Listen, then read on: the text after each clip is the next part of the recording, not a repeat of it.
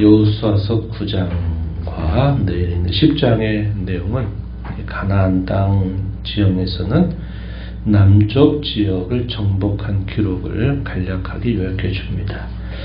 오늘 우리가 읽은 이 말씀의 내용에서는 기브온 족속과 이스라엘과 맺은 언약에 대한 소개입니다.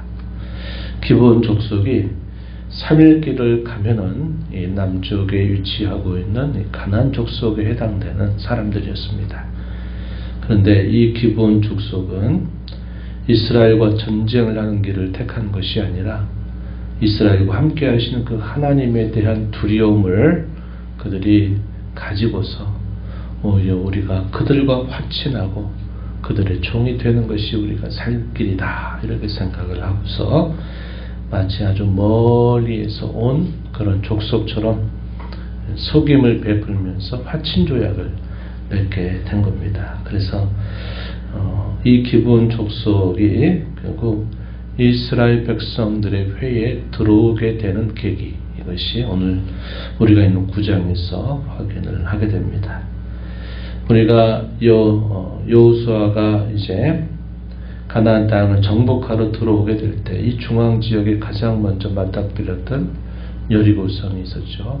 그 여리고성에서 정탐꾼들을 자기 생명을 대신해서 지켜주었던 라합이라고 하는 여인이 그 하나님께 대한 두려움을 가지고 있다가 그 두려움을 가지고 어떻게 하느냐, 자신도 그 백성처럼 되기를 바랐던 겁니다. 이 두려움에서 하나님으로 나아오게 되면서 그와 그의 모든 가족과 친족들이 다 은혜를 입고 하나님 백성이 되는 계기가 마련됐죠.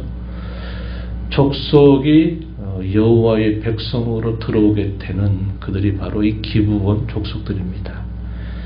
대단히 지혜롭게 그들로서 행한 일이죠. 하나님께 대한 두려움을 안고 그들과 싸워서 우리가 죽는 것보다는 우리가 차라리 그들의 종이 된다 하더라도 우리가 그들과 조약을 맺어서 우리가 살아야 된다 하는 길을 택한 것이 바로 이 기브온 족속들이다 하는 겁니다. 그 내용이 오늘 우리가 있는 이 9장에서 소개되고 있어요. 먼저 이스라엘 백성들이 여리고성과 아이성을 점령했다고 하는 소식을 듣게 되면서 이 가나안 땅에 있는 모든 족속들이 우리가 이스라엘을 어떻게 해야 되느냐 대단히 두려워하게 됩니다. 그래서 이 나라들이 우리가 다 이때는 힘을 합쳐야 된다. 이스라엘 족속들과 맞서려면 우리가 힘을 합치지 않고는 안 된다는 생각을 하게 되면서 일종의 연합전선을 그들이 맺게 되는 겁니다. 동맹을 맺으면서 이스라엘을 대항하려고 하는 겁니다. 오늘 본문 서두에 보게 되면 그런 내용들이 소개가 되는데 1절 말씀에 보면은 헷사람, 아모리 사람, 가나안 사람, 브리스 사람, 히위 사람, 여부스 사람의 모든 왕들이 이 일을 듣고 이스라엘이 행했던 일을 듣고 모여서 일심으로 여호수아와 이스라엘에 맞서서 싸우려 하더라. 이 동맹은 자신들이 살 길을 찾기 위해서 맺은 동맹이지만 결국은 어리석은 동맹이다 하는 사실을 결국 보여주고 있는 겁니다. 그런데 이들 족속 중에서 기브온 족속들은 아주 지혜로운 동맹을 함으로써 그들의 족속을 살리게 되는 그런 결말을 맞게 됩니다. 이스라엘과 싸울 것이냐 아니면 이스라엘에게 화친 조약을 맺어서 차라리 그들에게 종노릇을 하더라도 살 길을 택할 것이냐 할 때 이 다른 족속들과 이 기브온 족속이 다른 길을 택하게 됨을 말해주고 있습니다. 기브온 주민들이 어떻게 했느냐, 남쪽 지역에 위치하고 있는 사람들인데 이 사람들이 아주 지혜로운 꾀를 낸 겁니다. 어떻게 했느냐, 아주 먼 지역에서 아주 오래도록 찾아온 그런 사신들처럼 변장을 했다는 겁니다.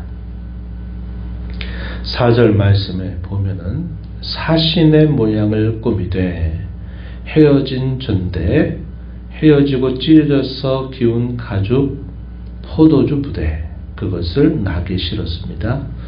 5절에 낡아서 기운 신을 신고 낡은 옷을 입고 다 마르고 곰팡이가 난 떡을 준비했습니다. 그리고서 그들이 찾아온 겁니다. 3일 정도 오면은 올 수 있는 길인데 아주 먼 곳에서 온 것처럼 이렇게 변장을 하고 찾아왔어요. 하나님께서 자기 백성들에게 주신 규례 중에 하나가 뭐냐면 우리가 신명기를 통해서 확인한 바가 있습니다. 하나님 뭐라고 말씀하시냐면 너희가 이제 약속의 땅에 들어가게 될 때 멀리 떨어진 나라와 화친 조약을 맺을 수 있다. 그러나 약속의 땅에 살고 있는 이 족속들과는 절대로 조약을 맺어서는 안 된다. 그들은 다 진멸하여야 한다. 이렇게 하나님께서 분명히 말씀해 주셨습니다. 그러니까 사실상 이 주셨던 이 율법의 규례에 따르면 이 기브온 족속은 가나안 땅 내에 살고 있는 족속들이기 때문에 살려두면 안 되는 그런 규례를 받았습니다. 그런데 이 기브온 사람들은 지혜롭게 깨를 내가지고 멀리서 온 사신처럼 변장하고 먹을 것, 또 입는 옷, 또 신는 신발 등등 이 모든 것들이 다 낡은 것으로 그것을 취해가지고 이스라엘을 찾아온 겁니다.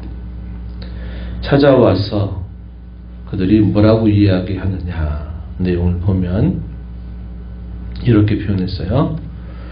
조약을 맺자라고 이렇게 그들이 요구를 합니다. 그러면서 처음부터 뭐라고 말하느냐 8절에 보면 우리는 당신의 종들입니다. 이렇게 표현을 합니다.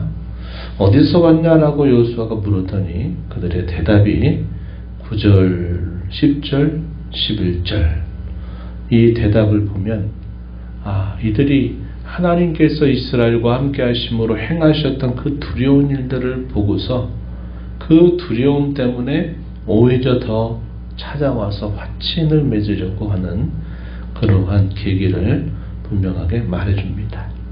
앞의 것은 가짜죠. 근데 이 말은 진심입니다. 마치 라합이 정탐꾼들에게 목숨을 걸고 했던 그 말과 이 기브온 족속이 여호수아 앞에서 하는 이 말은 같은 말을 하고 있는 겁니다. 한번 9절에 보세요. 종들은 당신 하나님 여호와의 이름으로 말미암아 심히 먼 나라에서 왔사오니 이는 우리가 그의 소문과 그가 애굽에서 행하신 모든 일을 들으며 요단 동쪽에 있는 아모리 사람의 두 왕에게 행한 것을 다 들었다고 말합니다. 그래서 우리는 당신들과 이 언약을 맺으려고 찾아왔습니다. 우리는 당신들의 종입니다. 그들이 이러한 조약을 맺게 된 계기는 하나님께 대한 두려움이었어요. 그 두려움을 그들이 어떻게 승화시켰느냐. 하나님께 가지고 나온 겁니다. 하나님 앞에 나온 겁니다. 그래서 그들이 결국은 은혜를 받게 되는 거예요. 두려움을 당하게 된 사람들은 대다수 어떻게 반응하냐면 피하거나 도망치거나 그 두려움을 이겨내기 위해서 오버액션을 하는 경우가 대단히 많아요. 사람이 그렇습니다. 근데 그 두려움을 안고 있는데 그 두려움으로 인해서 하나님 앞에 그가 겸손히 자신들을 낮추고 나올 수 있다는 것은 이것은 놀라운 은혜라는 사실을 알게 되죠. 라합에게 하나님이 주셨던 그 마음이 이 기브온 족속들에게 주시는 그 마음과 동일하다 하는 겁니다. 그래서 우리가 두렵기 때문에 피하고 도망치는 것이 아니라 두렵기 때문에 오히려 하나님 앞에 더 겸손하게 엎드리게 되는 것이 그의 은혜를 받는 길이다 하는 사실을 우리가 이걸 통해서 배우게 됩니다. 이러한 말을 들었던 여호수아는 기뻤을 겁니다. 근데 이 여호수아가 경솔한 부분이 있었어요. 그게 뭐냐면 사실관계를 정확하게 그것을 살펴보거나 아니면 그 문제를 가지고 하나님께 그 문제를 여쭈었어야만 했어요. 왜냐하면 그 당시에는 하나님께서 직접적으로 여호수아에게 자주 말씀하셨거든요. 그래서 하나님께 기도를 올렸다면 하나님으로부터 어떤 말씀을 그들이 들을 수 있었을 겁니다. 근데 어떻게 했느냐?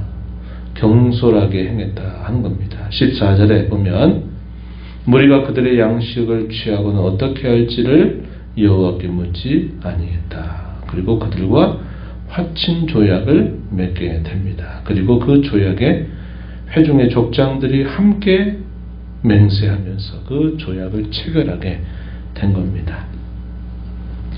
기본 사람들은 그렇게 조약을 체결하고 됐다. 우리가 이들과 조약을 체결했다. 기쁜 마음으로 돌아갔을 겁니다. 여호수아와 그의 군사들이 이제 남쪽으로 치러 계속 들어가고 있는 중에 3일이 지나니까 이 기브온 사람들이 거기 있는 겁니다. 그래서 깜짝 놀라게 되는 거죠. 여기 16절에 보면 조약을 맺은 후 사흘이 지났어야 그들이 이웃에서 자기들 중에 거주하는 자들 가까이 있는 가나안 족속이라고 하는 것을 그때 알게 된 겁니다. 그들이 살고 있는 지역을 마침내 들어간 거죠.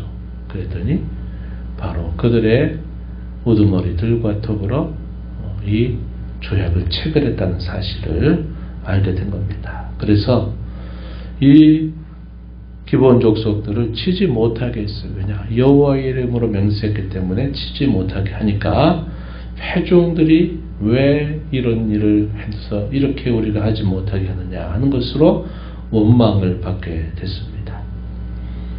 그러나 그럼에도 불구하고 했던 맹세는 지켜야 됨으로써 그 기브온 족속들과 더불어 싸우지 않도록 그렇게 한 것입니다.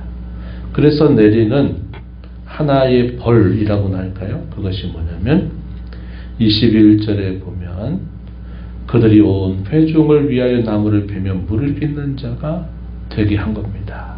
그래서 여호와를 위해서 하나님의 백성을 위해서 나무를 패고 물을 깃는 자로 그들이 하나님 백성들을 섬기는 자들이 되게 한 것이죠. 그들은 어떻게 하느냐? 우리는 얼마든지 그렇게 하겠다 하는 태도를 받아들이게 됩니다. 여호수아가 이들의 지도자들을 불러서 책망합니다. 어찌 우리를 이렇게 속였느냐? 어찌 이렇게 거짓으로 우리와 더불어 이렇게 조약을 체결하게 되었느냐? 책망을 했더니 뭐라고 그들이 대답하느냐? 24절에서 또 비슷한 표현을 한 겁니다.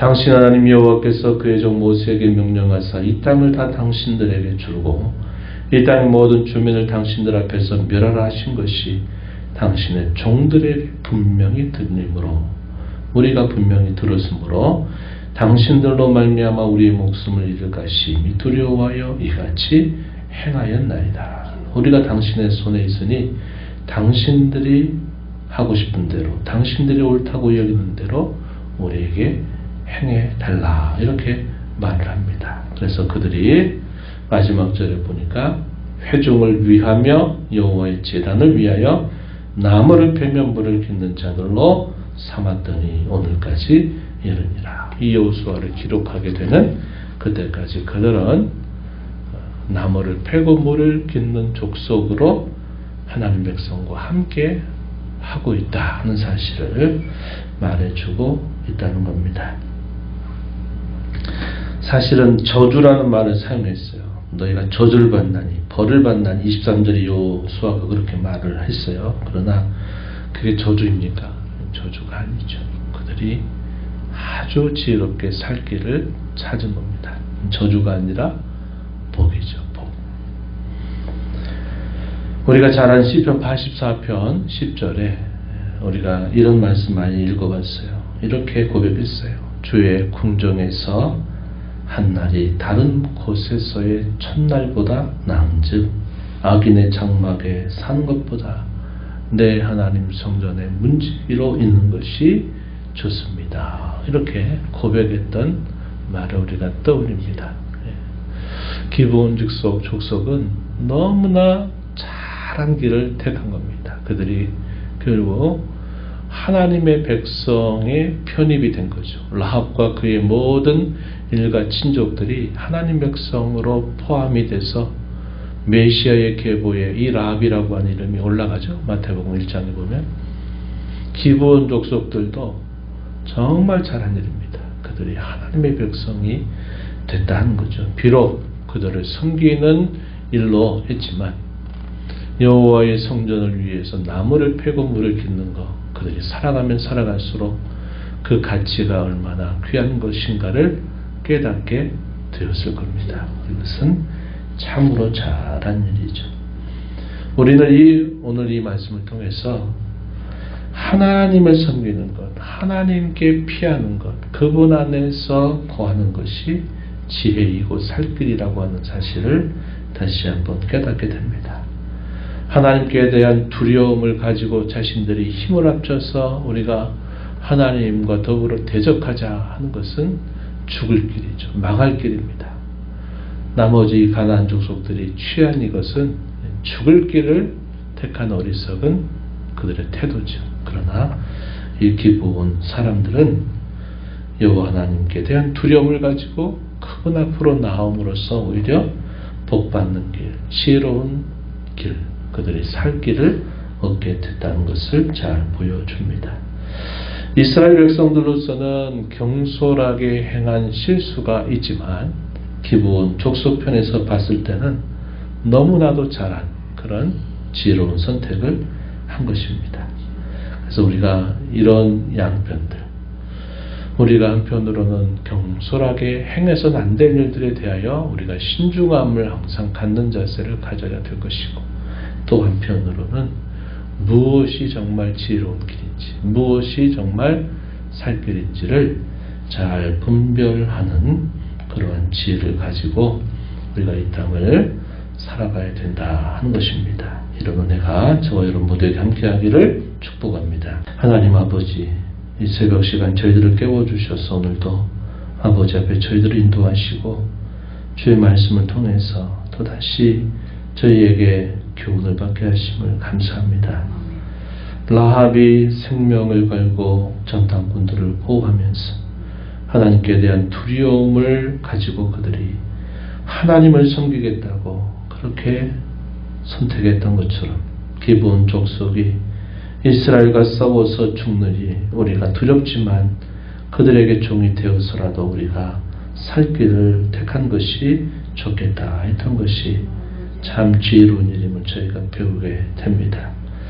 하나님 안에 사는 것, 여호와 하나님께 피하는 것, 이것이야말로 저희가 늘 복받는 길이요 살 길임을 언제나 깨닫게 하여 주셔서 늘 하나님을 가까이 하는 삶을 살아가는 저희들이 되게 하여 주시기를 바라고, 모든 일들에 있어서 때로는 신중함과 또 때로는 하나님 앞에 늘 하나님 앞에 서기를 택할 줄 아는 지혜로운 삶을 살아가는 저희들 되게 하여 주시옵소서.